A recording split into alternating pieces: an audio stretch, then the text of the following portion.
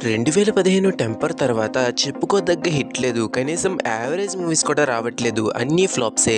అలాంటి టైంలో 2019లో ఇస్మార్ట్ శంకర్ తోటి బ్లాక్ బస్టర్ కంబ్యాక్ అయితే ఇచ్చారు.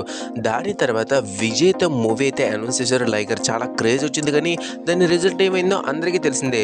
సో మరి అంత పెద్ద బ్లాక్ బస్టర్ తర్వాత డబుల్ డిజాస్టర్ ఇచ్చి మళ్ళీ డబుల్ ఇస్మార్ట్ అంటూ కొత్త మూవీతో వచ్చారు. దాని మూవీ రిజల్ట్ ఏమైందో కూడా మనకు తెలిసిందే.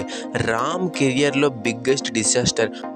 కరెక్ట్గా మాట్లాడితే టాలీవుడ్లోనే బిగ్గెస్ట్ డిజాస్టర్ అని చెప్పుకోవచ్చు. మరి లైగర్, డబుల్ ఇస్మార్ట్ లాంటి double black busters back to back వచ్చిన తర్వాత ఎవరితో పూరి జగన్నాథ్ గారు మూవీ చేస్తున్నారన్నది అందరికీ ఆసక్తి నెలకొంది. మరి అది ఎవరో ప్రెజెంట్ ఒక న్యూస్ అయితే సర్క్యులేట్ అవుతున్నది.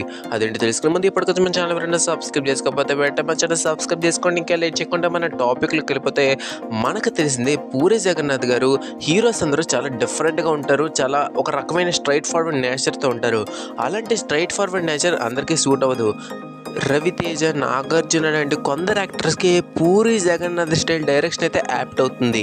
సో మరి అందులో నాగార్జున గారితో పూరి జగన్నాథ్ గారు శివమణి అలాగే సూపర్ 2 మూవీస్ చేశారు. 2 కూడా బ్లాక్ బస్టర్సే. సో మరి ఇప్పుడు మళ్ళీ నాగార్జున గారితో ఒక మూవీ చేయబోతున్నారని, అందులో తేజ సత్య గారు అది హనుమాన్ మూవీ హీరో ఒక మెయిన్ లీడ్ పోషిస్తున్నారని ప్రెజెంట్ బజ్ అయితే నడుస్తుంది. నాగార్జున గారు అయితే రిస్క్స్ ఎప్పుడు తీసుకుంటూ ఉంటారు. డైరెక్టర్ ఫ్లాప్స్లో ఉన్నాడు, హిట్స్లో ఉన్నాడని ఎప్పుడు కూడా పట్టించుకోరు.